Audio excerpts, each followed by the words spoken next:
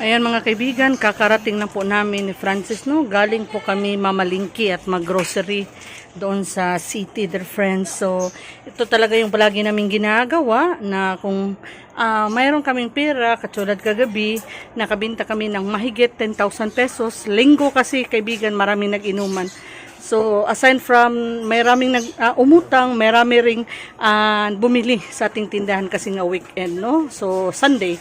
So, malaki ang aming binta. Kahapon, ipapakita ko sa inyo mamaya. Kaya naman kami ni Francis, kanina umaga mga 9, wala pang 10 a.m. ay namalingki kami, pumunta kami sa Pamilyang Bayan. Ngayon po ay, ang oras po ay alas 12, 12:17 ng tanghali. So, kakarating lang namin mga malapit 3 hours. 3 hours kami no, doon sa Pamilyang Bayan. So, malapit 3 hours kaibigan. At ito po yung napamili namin. So, last Saturday, nag-deliver si grocery. Saturday si grocery. Friday si Pure Gold. So, marami pa tayong stocks sa ating tindahan. Pero kahit marami pa tayong stocks, namili pa rin po kami. Ito yung binili namin, no? 3 trays ng itlog. 3 po yan. Ito, mga fuel, munggo, meron din kaming butin kaibigan na shout out sa aking mga pusa. Ayan, at saka kunting mga chicheria kasi nga, kunti lang nag-deliver na po kasi si Pure Gold at saka si grocery. Ito kaibigan, wala ito kay grocery at Pure Gold. Mga biscuits katulad nito. 5 pesos ang puhunan, binibinta ko po ng 7. Meron akong 2 pesos na profit. Mahigit 20% yung ating tubo o kita. Ayan, bumili tayo niyan kaibigan ha. Kasi wala ito sa Pure Gold at kay grocery yung mga biscuits, pastillas. Kaya kailangan talaga sa Pamilyang Bayan. Bumili ako ng mga gulay ito, mga repolyo, kamatis, mga spices, bumili ako, mga sibuyas. Ayan, bumili tayo niyan kaibigan. Again, wala po ito sa mga online apps no, na ating binibilhan ng mga paninda. Kaya kailangan pumunta sa palengke si Ate JB. Ayan, at isang box, mga grocery. Ito? Isa sa reason talaga kung bakit kami pumunta doon sa Pamilyang Bayan. Hiningal ko kaibigan kasi kakarating namin dahil sa bigas. 3 sako ang binili namin. Ito kaibigan, ganador. At yan, planters. At saka ito si Lion Ivory. Ayan, teka lang. Ayan. So, 3 sako ng bigas ang binili namin. Kasi malapit nang maubos yung 3 sako namin. 5 sako kasi, no, yung aming 5 klase ng bigas yung aming tinitinda ni Francis. Ito po si planters. Binibinta namin na 55. Ubos na talaga si planters kaibigan. Itong pinakamabinta kasi nga 55 pesos lang 1 kilo. Ayan, meron kaming tubo na 5 pesos bawat kilo. So ito bagong sako na no. Bagong bili. Si Jaguar meron pa naman na 58 pesos yung bintahan. 4 pesos ang tubo namin sa 1 kilo. Si Lion Ivory ubos na talaga. Tingnan nyo. 60 pesos ang bintahan. Meron kami ditong 5 pesos na kita bawat kilo. Ubos na yan, kaya bumili kami kanina. O ito, hindi pa na-display. Si, Bia, 60 pesos rin bintahan. 5 pesos tubo namin 1 kilo, marami pa. Pero si Ganador, wala na rin. Kaya bumili kami ng Ganador. Nandoon si Ganador sa labas. Ayan. Bumili rin kami ng konting school supplies kasi konti na lang yung ating school supplies. Ayan, so nagrumble-rumble pa dito, hindi pa na-arrange.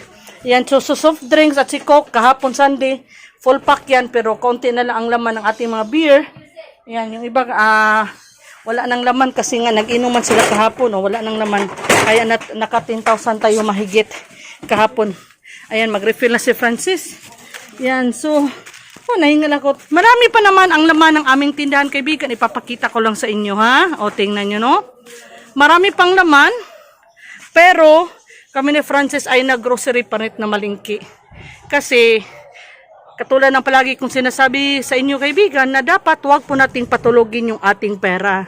Kung meron pa tayong kunting pera dyan, o savings, o dapat tayo ay atin ang ibili. I-roll natin yan. So, kahapon, Sunday, nililista ko po kasi yung binta namin araw-araw. So, kahapon, June 20, ngayon po ay June 29. Kahapon po, June 28, 2026. Ang benta or sales namin ay 10,100. Isang araw po yan ha. Yan, so ito sa Saturday, kaunti lang po kasi half day, no? May nilakad kami.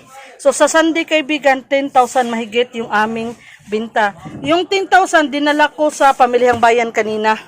Yan, hindi ko pinatulog si 10,000. Yan, yung 10,000 mga kaibigan, yung actually yung aming binta or sales kahapon, mahigit pa sa 10,000. Hindi kasi kasali yung utang, oh.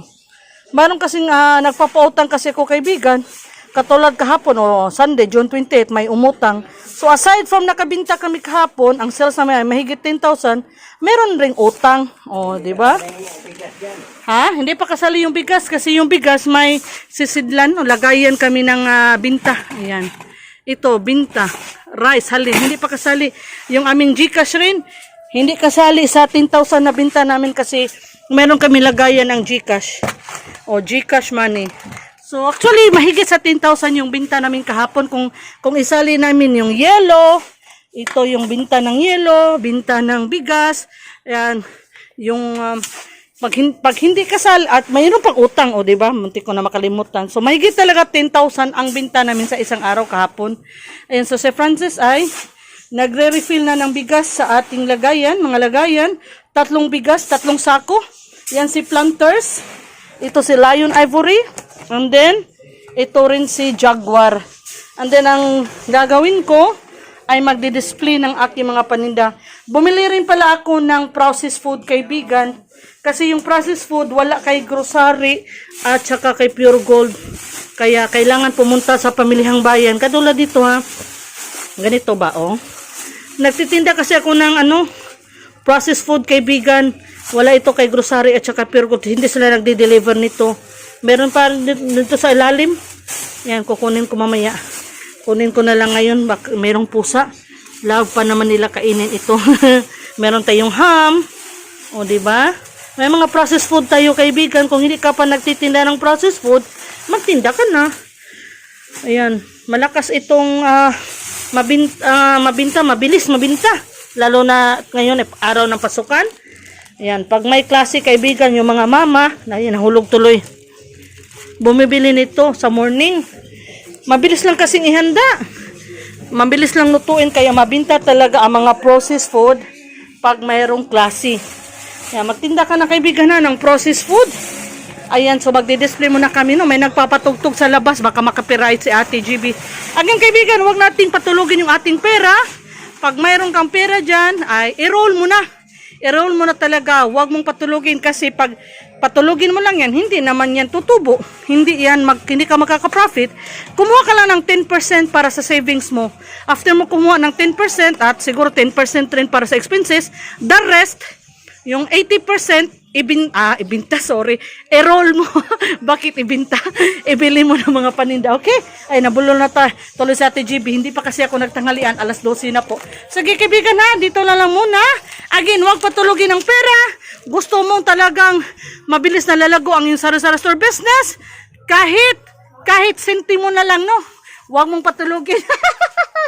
Ibili mo ng mga paninda, kaibigan. Proven and tested. Sa 24 years ko po na pagtitinda, ito yung ginagawa ko. Kaya naman umabot sa 24 years yung aming tindahan. Thank you so much po, Panginoon.